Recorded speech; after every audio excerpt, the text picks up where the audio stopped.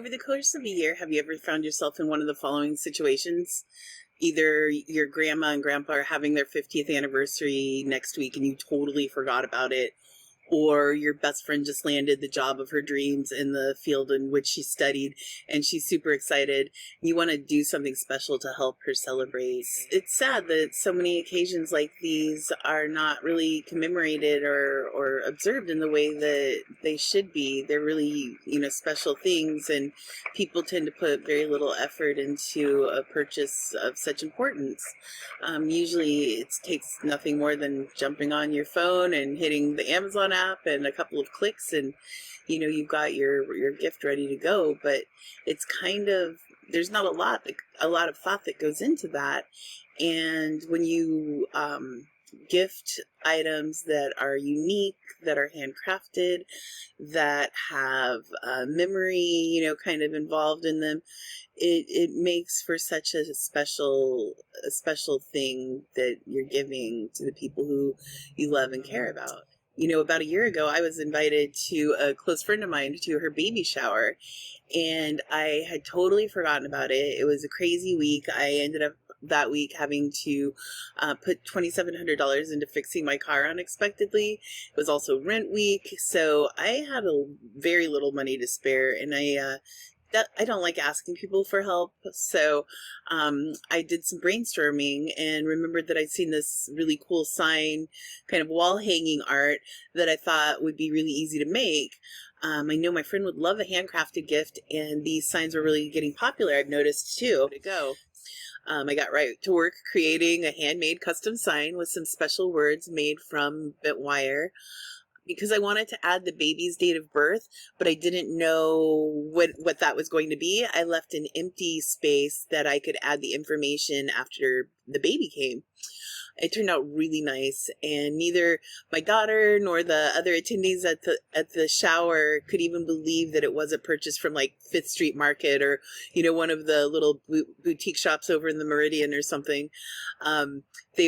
Which is really cool. I felt super proud of my accomplishments, and it made me happy that that I was able to give something to my best friend. The best part is I think it only cost $2 and like some change to complete that project, and it was a great experience. They're not too difficult to make. That's really, since I have all this tools and space that I need to build in, and it's almost free, and I'll also be using about 90% recycled, upcycled, and green source materials. Not only am I going to save a lot of overhead and money in the long run, the cost of just for making the product, but it's also an environmentally sound decision, and some customers shop based on those things, and it's really important to them. So I'm wanting to do what's best for the planet, as well as attract the customer base that I think will end up being the long-term customers, or the lifelong customers that we all value so greatly. So after that shower, I had started getting things together to start classes in the fall, and I knew that I was going to need a really flexible schedule so that I could work around any school-related events or deadlines that I needed to meet, or important projects and things like that than everybody else's. I've got signs right now that are starting at $50. And really, I think $350 to $400 is probably the highest rate that you're going to see at this time. I don't know when prices will change, but I don't plan on doing that anytime soon. I really want to build a customer base and get a lot of referrals before I start looking at changing prices or commemorate graduations, anniversaries, birthdays, weddings. I see these being a really great gift to give, and something that will last for a very long time. So I've used a lot of Facebook, TikTok, YouTube, various different types of social platforms, and media platforms, and TikTok, of course. Yes, TikTok, let's not forget. So by using Facebook, Instagram, TikTok, and YouTube mostly, There's also an option to reach out to me from those platforms with questions or curiosities or any kind of, constructive criticism or feedback. And that's proven to be extremely valuable. I use it to create post-sale surveys, so I can continue to learn more about my role as a shopkeeper, an artist, and a creator.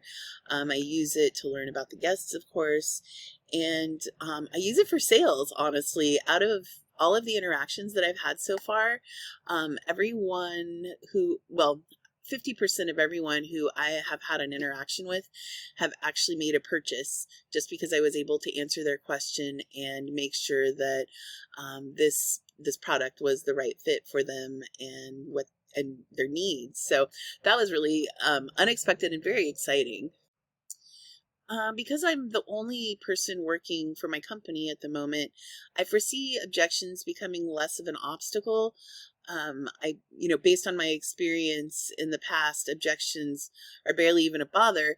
But if I do get them, I know that I'll be able to, kind of or not smooth over, but, work past that and kind of distract the customer. That's one of my strategies. I distract and try to move past some of the questions that customers can get really hung up on, but without dismissing them. They feel like they're heard, but they also know that there's probably, part of a conversation that's coming up that might be more beneficial than, um, you know, objecting out a little bit of like statistics and metrics from each of those platforms that have helped me put together a better idea of, who my demographic is and what it is they're searching for.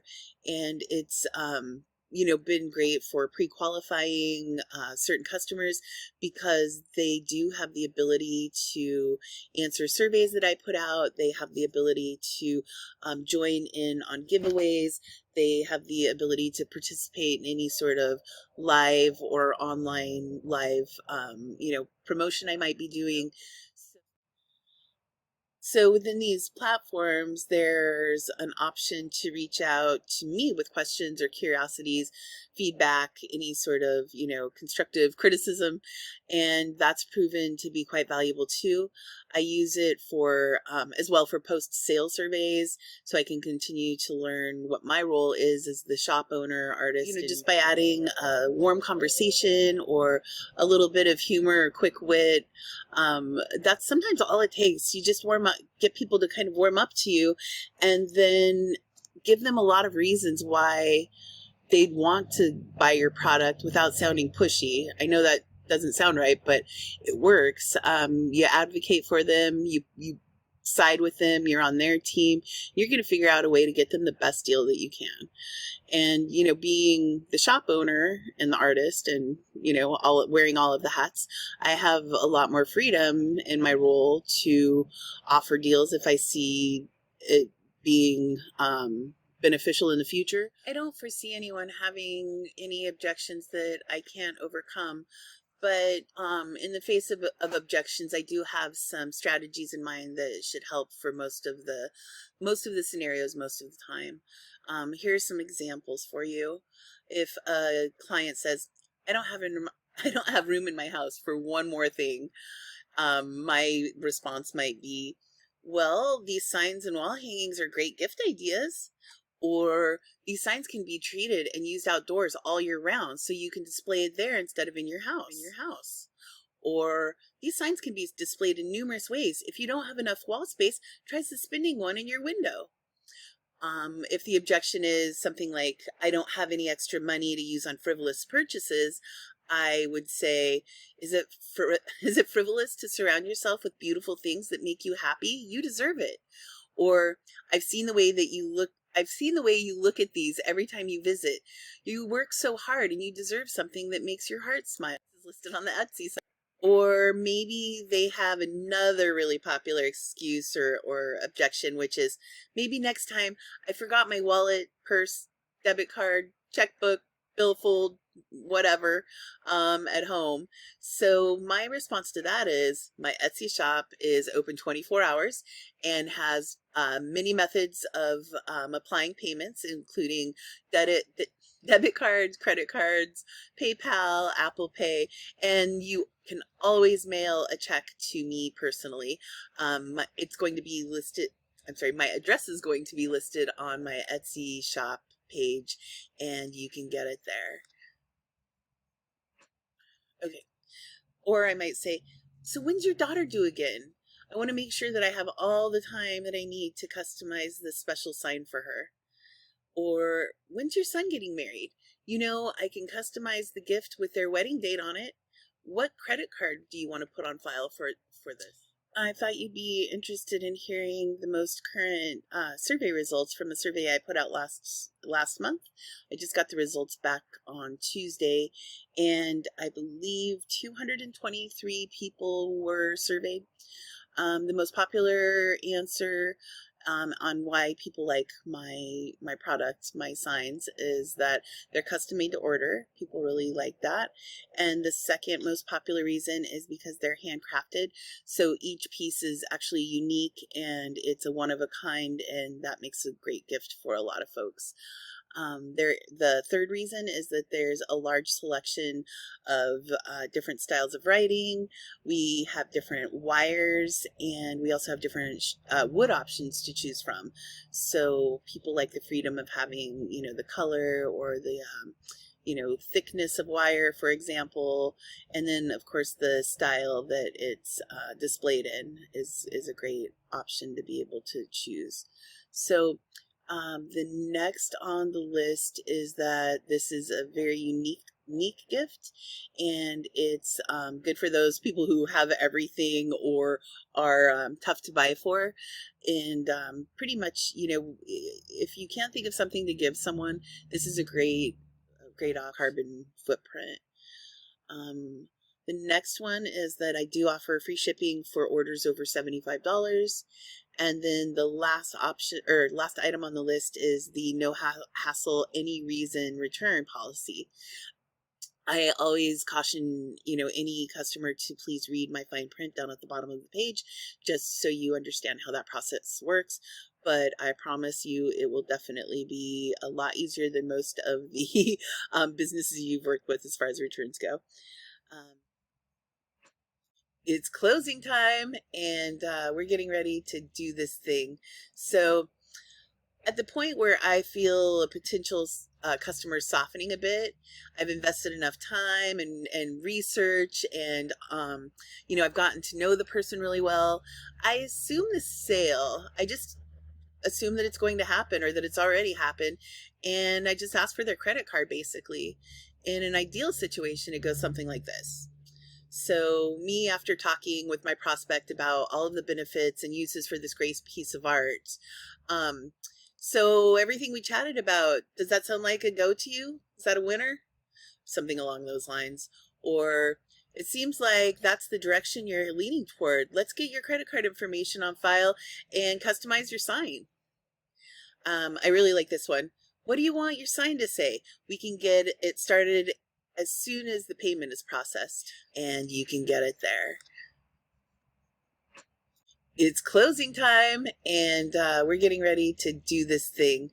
So at the point where I feel a potential customer softening a bit, I've invested enough time and research, and I've gotten to know the person really well.